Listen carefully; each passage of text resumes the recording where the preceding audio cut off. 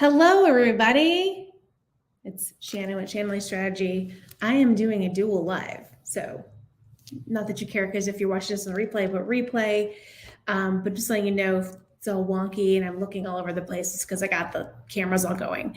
But I just got back from San Diego last night from Social Media Marketing World, and I have my takeaways and the recap and kind of next steps of what I'm seeing happening in the land of social media. So if you are watching this in the replay, I would love a replay in the comments. I would also love any sort of thought-provoking, questions you have.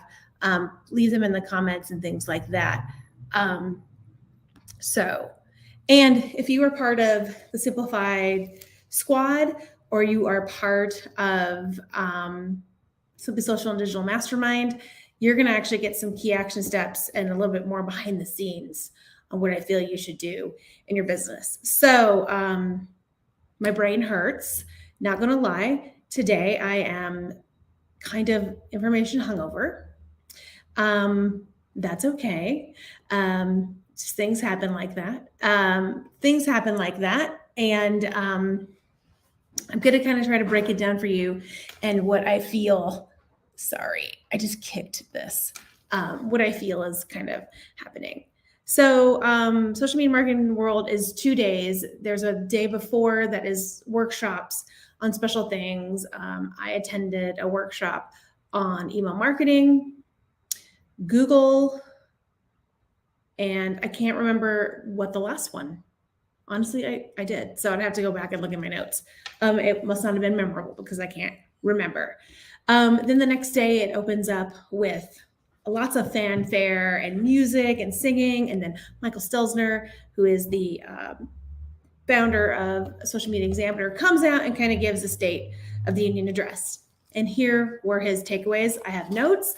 I summarized these on the plane, so I could get them all out and kind of give you also like what I feel the key takeaways from this were. So this is the takeaways from Michael Stelzner. And then I have also takeaways from the conference itself. The future of the internet was really the thing. We need to all start thinking like digital media companies because with us being in Web 2.75, we are going to be eventually in Web 3. And if you remember, Web 1 was really about, reading. Web 2 is about socialization, and Web 3 is going to be about owning it. You will own things. Now, that all goes into Metaverse and NFTs and special access and those kind of things. The big thing I kept hearing over and over and over is stop worrying about your follower counts. Go tell your clients. We were told, go tell our clients to stop asking us about getting them more followers. It's about the views now because things have switched from photo to video. We'll talk a little bit more about that. One of the shifts that we should start really watching for is follow the creators, because the creators are going to lead the way into Web 3. And we're going to see this shift from the gig economy to the creator economy. Video is here to stay, and TikTok has surpassed Google with that. So really one of the big key action items for me is to really follow those thought leaders in Metaverse, NFTs, Metaverse marketing, go get on the Oculus with my kids, maybe look at Roblox. That one I'm still kind of like, do I really want to go look at Roblox? I don't know. So that was Michael Stelzner. So really what I left with is how can my clients and I become creators and put more money in our pocket? Right now, YouTube, you can monetize YouTube, you can monetize your OnlyFans, and you can monetize your, TikTok. TikTok has the least monetization of all the apps. Someone asked me today, does this mean I should really start concentrating on YouTube? And yeah, YouTube may be a better fit for you. But and somebody did say that Instagram is looking at subscriptions. Instagram announced NFTs 2 days ago at the South by Southwest keynote. So there's that. Next thing I went to was on NFTs. I actually think I ditched going to a TikTok session to go hear about this. The key takeaways on NFTs, non-fungible tokens, is it puts the property rights in the hands of creators. It gives your audience access. So we'll use Wilco as an example, my favorite band. Wilco could write a song, you could publish an NFT or make an NFT. I could buy it for X amount of dollars and it gives me access to X, Y, and Z. It could give me access to private tours of their studio. It could give me special song drops. It could give me private events, things like that. So that's the best way I could explain it to my husband, as if, who are your super fans and would they be willing to pay for special access? But really, it's not like have an NFT and then build an audience. You really have to build an audience and then go after the NFT. So celebrities and musicians, famous people, Elise Myers, she could do an NFT and we'd all buy it. Elise Myers is a famous TikToker, by the way. So my action item here is to really think about, when it comes to my clients and my coaching clients and even my own audience, how could I reward those super fans? And it could be a loyalty program. I then went to Robert Rose, and he really talked about building trust and content. My key takeaway was the pandemic broke our patience, and we can't watch anything for a long amount of time. This is my key thing. So you want to build an audience of raving fans, and if you don't have that, you need to start there. You need to build that audience of raving fans, and you need to build your business around trust, and you need to think like a media company. And this was the second time I heard that. So I went on to Wave Wild, who is a TikToker. She teaches TikTok. She's great. I need to get a worksheet from her, but it really brought back that you should really focus on your views and not your followers. Followers is just a vanity metric. She also said, really don't be afraid to sell yourself and use those call to actions. One thing I see a lot of you doing is not using text on your TikToks and Reels, meaning captions or just putting text on there. And so today on my Reel that I did, I made sure that I had text that explained what I was talking about, and put some fun things on there, like emojis and things like that, to kind of make it fun, because the whole point is to have fun. If you have an offer, you need to reference it and have it in your profile. I see a lot of you not doing this. I looked at someone that I know the other day, and that could be making lots of money with her monetizing her TikTok following, and there was no offer in her link in bio. We're talking somebody that has 200,000 people following them. So there's that. Focus on the views, not the followers. And I put a note in here to go back and really look at, for me, her talking points on selling things. The other thing that she said, that Michael Stelzner kind of said, that another TikTok session that I went to said was, and another Instagram session, they all kind of kept saying, when you are putting out TikToks, stop the mindless dancing for no reason stuff. Basically focus on your content and serving your audience, because if you could go viral on one of those TikToks and those Reels and attract the wrong audience. And I've seen that happen about 3 times I can think of, to people that follow me, where they put up a funny thing about their kids and they gain 12,000 followers on Instagram, and then they lose them all because they're talking about their stuff. They're talking about their kids and not really selling themselves, is what they do.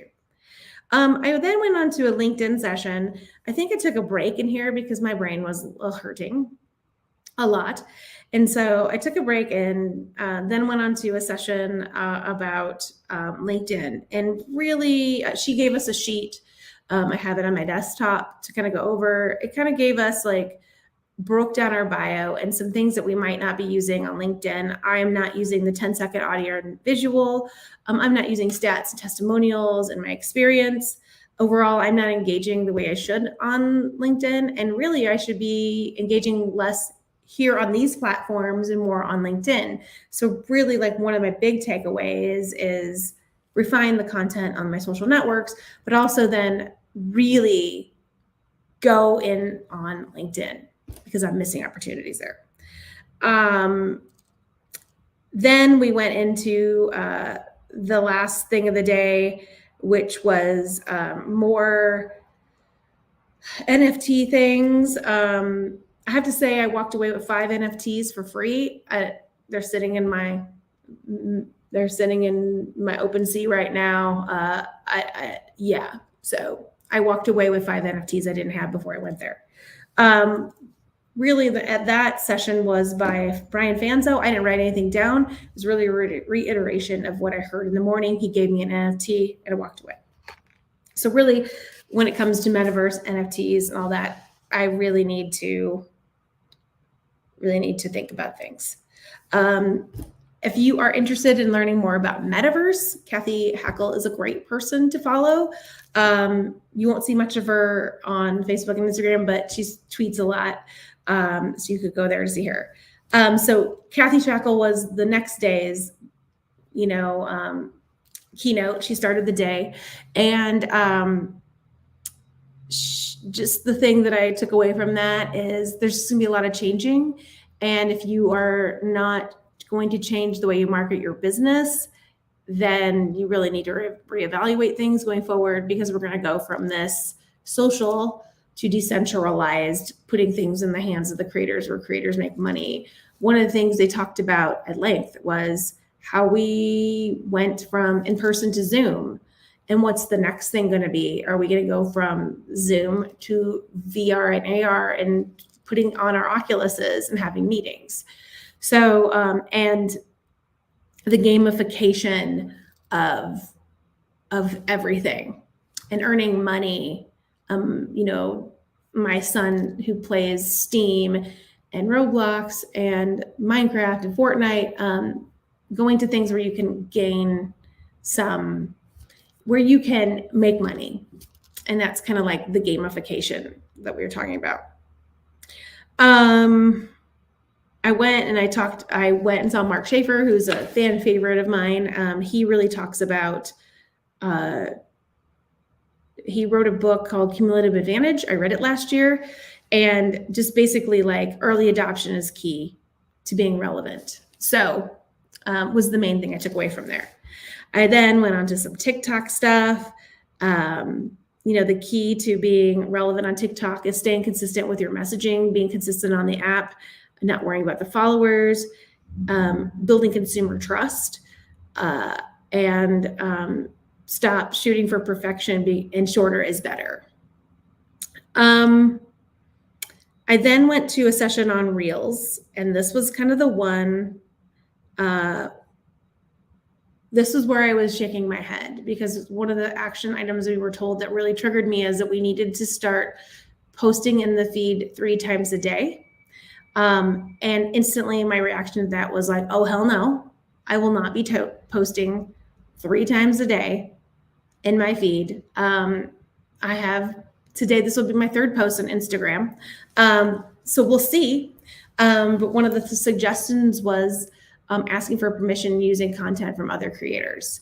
I have a feeling like, 90% of the people I ask to use their content will be okay with it, and 10% won't. So it's mining content that you can repurpose in your feeds on Instagram. Is Instagram really that important of a social network for me? I don't know. I didn't get a gut reaction like, yeah, I have to do that. I actually would rather spend more time on LinkedIn. So, but other clients of mine, that might be good for them. And I can see that working for clients of mine that don't want to create original content. So there's that. So what I really got from that was you want to loop your videos. So you want to make it seem like it's looping, and so you want to make sure when you're talking, like you start and end where it loops. There's tricks around that. You could Google that and go on YouTube and see some great examples. Niches win the game. So again, content creation on your Reels and TikToks really should stick to what you know. So you won't be seeing caps wardrobing in my Reels anymore. Clean up my bio on my Instagram and make it more like, you can go to my Instagram and know exactly what I do, but I don't put accomplishments and, that I have 20 plus years in digital marketing and things like that. Other things. Okay. Then we kind of ended with Web 3.0. What does that mean? It's going to be the decentralization of everything because that's coming with blockchain, which I don't understand crypto and blockchain still. But I will have to understand it as a marketer. And then, think about how your business cards are being used today. I actually don't have a business card. I have a dot card and I have like a digital profile that I send from my phone from people. We need to think like media companies, and with the decentralization, trust and privacy will be ours and we'll own it. Instead of we'll own the web instead of it being something that we rent from like Instagram and Facebook and things like that. And the future of mobile is we're going to go from smartphones in our hands to wearables.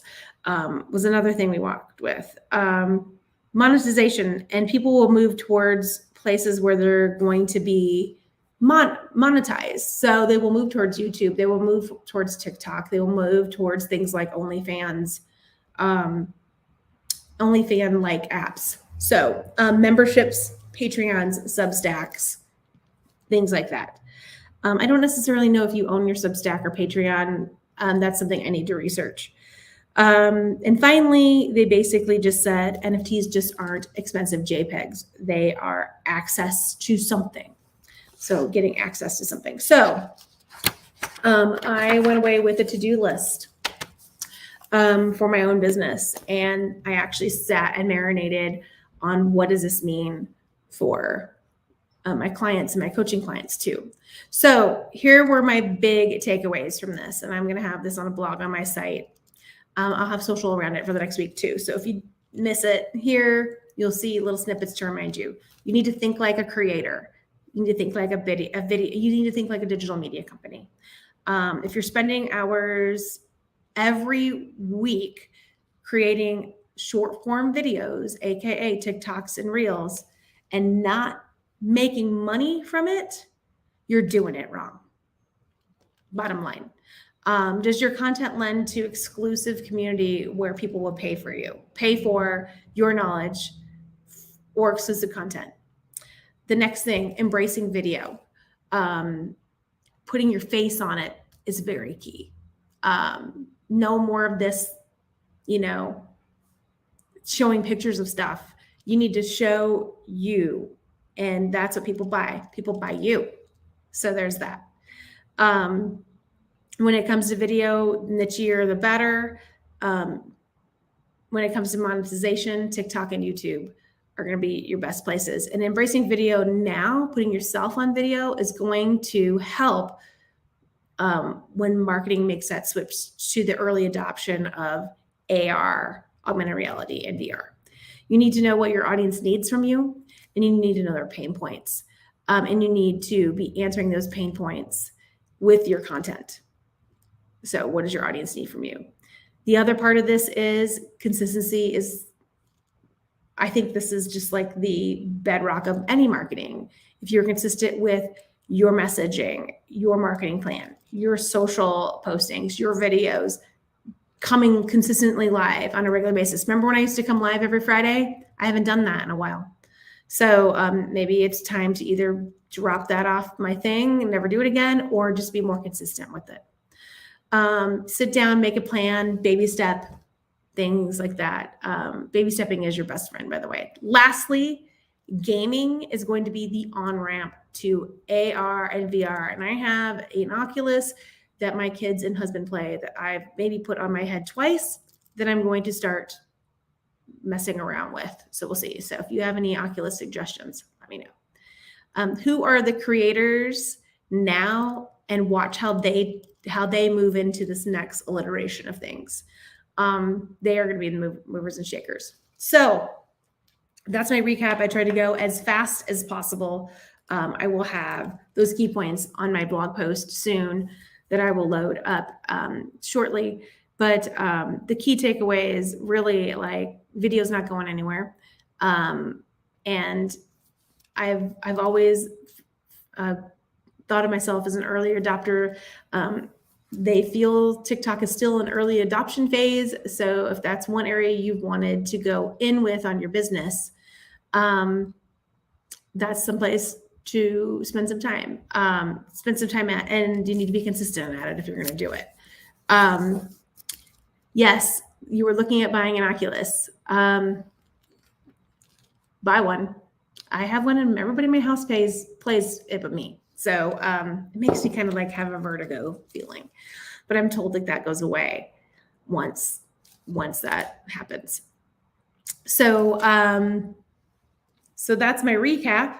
Now you can kind of see why my brain for the last day or two has been, oh my God. So I'm actually going to leave my office, spend the rest of the day just relaxing. I'm trying to set up my OpenSea account for the NFTs that I've purchased or that I was given because I didn't purchase them.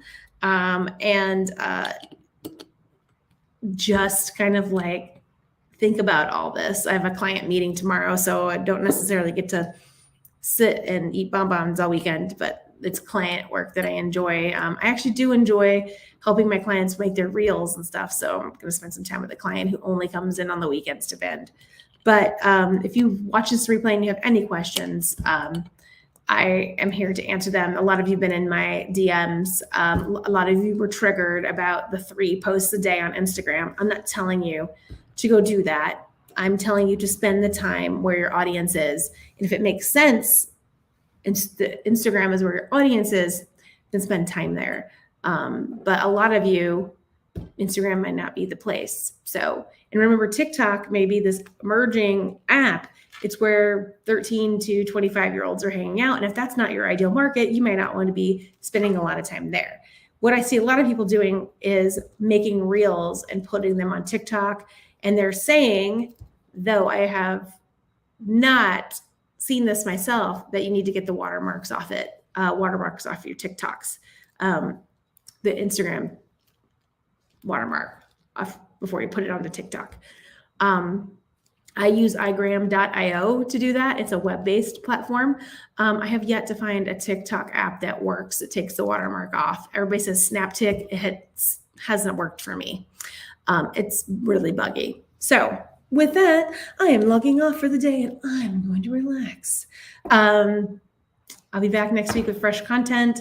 You can watch my stories on Instagram and Facebook to see kind of the behind the scenes of my day. It's where my capsules will be moving starting Monday. Kind of makes me sad, but yeah, it makes sense that I would go viral with that, and then people would all come to me and be like, "What?